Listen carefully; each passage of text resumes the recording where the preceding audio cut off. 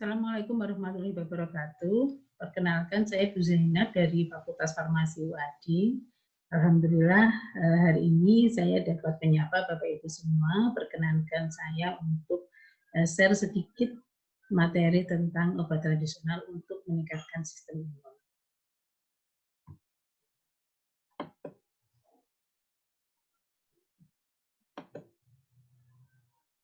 Ya, menghadapi situasi pandemi sekarang ini, kita mau tidak mau ya harus bisa bertahan, yaitu dengan cara mencegah ya, mencegah itu lebih baik daripada mengobati. Apalagi pandemi COVID sekarang ini ya, kita berhadapan dengan sesuatu yang sangat kecil tetapi efeknya bagi kehidupan kita sangat besar mempengaruhinya. Nah, sehingga untuk itu upaya pencegahan itu akan lebih baik ya daripada untuk mengobati. Dan di sini ada beberapa alternatif ya untuk menghadapi virus COVID-19 ya. Jadi untuk virus itu sampai sekarang juga untuk obatnya masih belum ada ya, obat antivirus COVID-19 ini, sehingga kita upayakan ya untuk meningkatkan sistem kekebalan tubuh kita agar bisa membunuh virus tadi. Nah, salah satunya yaitu dengan menggunakan obat tradisional.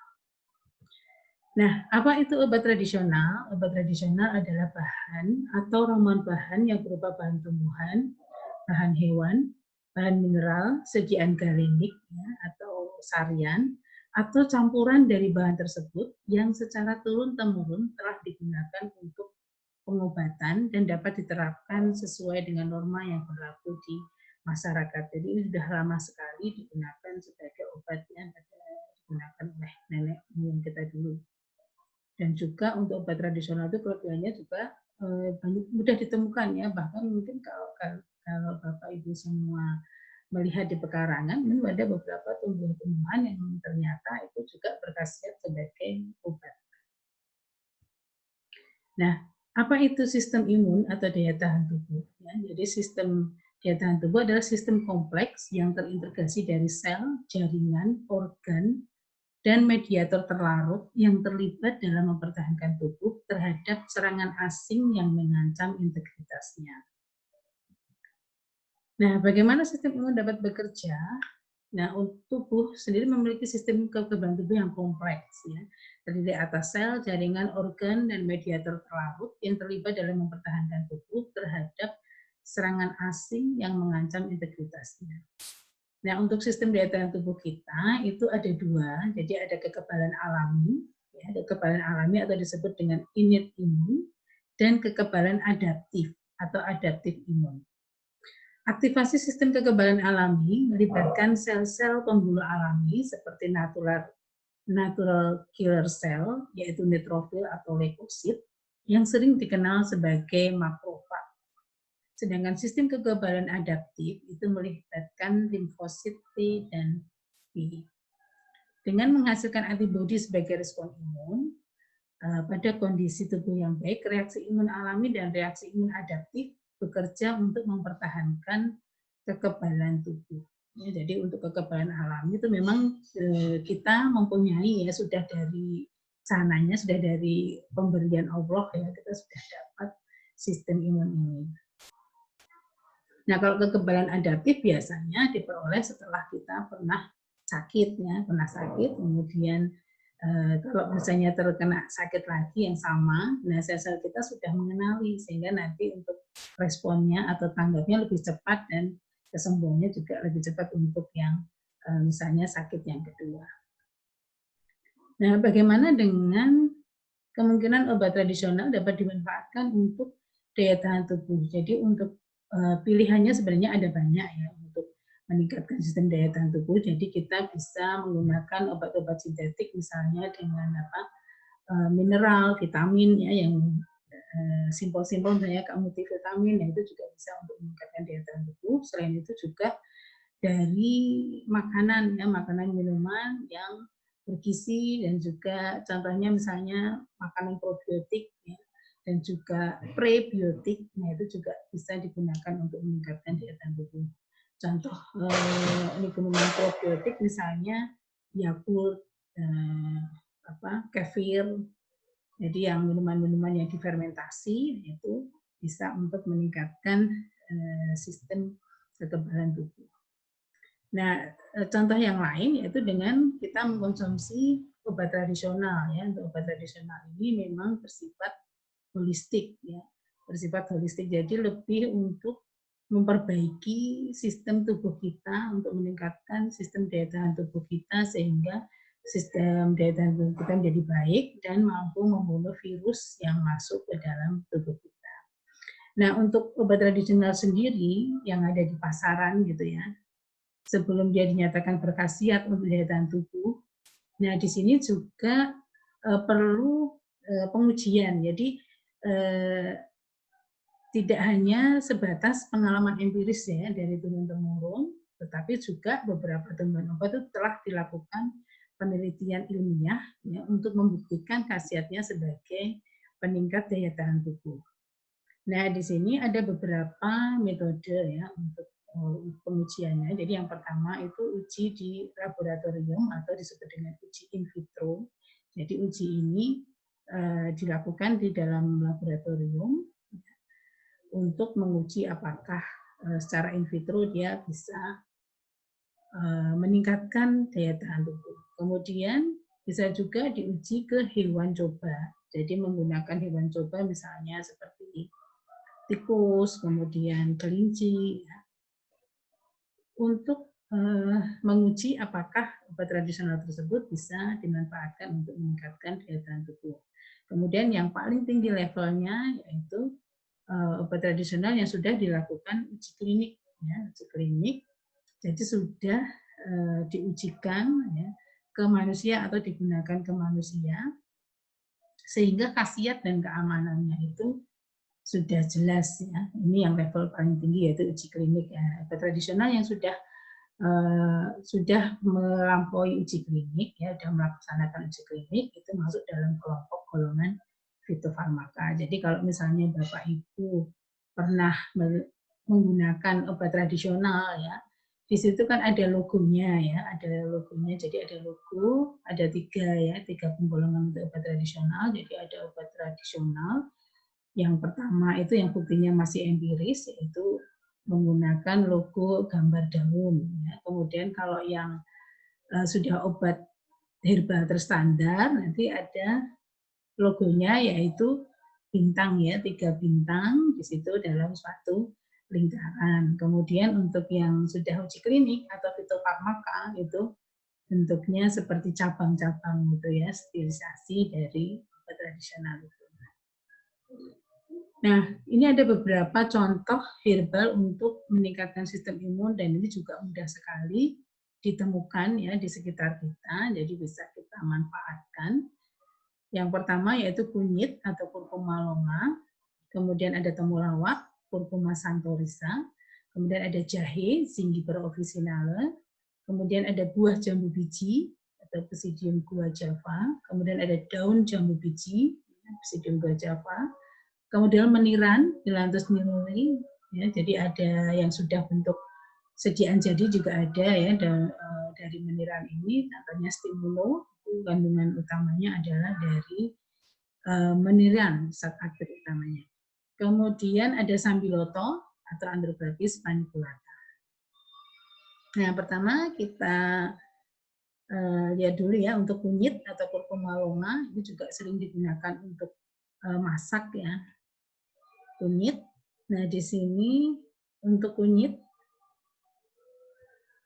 ya, untuk penggunaannya bisa dengan menggunakan irisan. Jadi kunyit itu diiris kemudian dikeringkan, kemudian untuk pemakaiannya, jadi nanti bisa disimpan dan dipakai setiap kali kita ingin menggunakan ya. 3 sampai 9 gram per hari dosisnya. Untuk yang serbuk kering itu sekitar 1,5 sampai 3 gram per hari. Nah, umumnya kalau untuk penggunaan obat tradisional itu cukup direbus ya, direbus atau diseduh. Ya, direbus sekitar 15 menit ya, atau kalau diseduh sekitar 5 menit. Nah, di sini untuk kunyit juga sudah terbukti secara ilmiah ya pada mencit ini uji in vivo ya sebagai imunomodulator, kemudian juga sebagai imunostimulan. Di sini juga bisa sebagai antivirus. Jadi untuk kunyit ini sudah terbukti, jadi ini bisa kita jadi lebih mantap lagi ya untuk menggunakan kunyit untuk meningkatkan daya tahan tubuh. Nah, ini karena ada kandungan kurkumin di dalamnya ya. Kurkumin ini yang mempunyai aktivitas sebagai imunomodulator, imunostimulan dan sebagai antivirus. Kemudian ada temulawak ya. Temulawak ini rimpangnya seperti ini ya. Mirip dengan kunyit ya, tapi warnanya ini kuning ya. Warnanya kuning dan rimpangnya agak besar ya. Nah, untuk penggunaannya berupa irisan rimpang segar 25 gram per hari. Nanti ini bisa terbagi misalnya untuk minumnya bisa 3 kali sehari sehingga kita bisa bagi menjadi 3 misalnya per hari sekitar per kali minum ya sekitar 8 gram. Nah, ini juga sudah terbukti secara ilmiah ya, secara in vivo sebagai antiinflamasi atau anti radang ya, antioksidan ini. Kemudian juga imunostimulasi, jadi bisa meningkatkan sistem imun. Nah, kandungan zat aktifnya yaitu kurkumin ini ya, yang bisa digunakan sebagai antiinflamasi, antioksidan ataupun imunostimulasi. Kemudian ada Zingiber officinale, ini ya umpamanya, atau jahe ini ya. Nah, ini kandungannya ya. Gingerol ya, kandungannya ada gingerol di sini. Nah, untuk bukti penggunaannya sendiri sekitar 2 sampai 4 gram per hari. Jadi untuk jahe ini minyak acirinya ya, kalau tadi yang kunyit maupun temulawak itu adalah kurkuminnya ya, tapi untuk jahe ini adalah kandungan minyak acirinya ya, yang berkhasiat sebagai imunostimulansia dan antiinflamasi atau anti radang ya, karena ada gangguan gingerol ya, kandungan gingerol di dalamnya. Kemudian buah ya, buah dan daun jambu biji ya, ini tanaman yang sangat bermanfaat ya, buahnya juga enak, kandungan vitamin C-nya sangat tinggi ya. Nah, untuk penggunaannya langsung dimakan. Ya, satu buah jambu biji berukuran sedang sekitar 55 gram. Sedangkan untuk daunnya cukup 15 gram daun segar atau daun kering per hari. Jadi kalau yang daun ini bisa direbus dulu atau diseduh. Nah, untuk khasiatnya dia sebagai antioksidan dan antiinflamasi. Nah, ini kalau kita lihat kandungan kimianya ya dari buah jambu biji, ini kandungan vitamin C-nya itu tinggi, bahkan lebih tinggi dari jeruk ya. Kemudian ada vitamin A, besi, fosfor, kalsium, ya. Flavonoid ini sebagai antioksidannya, flavonoid dan polifenol ya ini sebagai antioksidannya. Jadi sangat manfaatnya sangat besar. Kemudian daun meniran ya, ini berupa herba segar untuk dosisnya 15 sampai 30 gram ya, 2 sampai 3 kali sehari.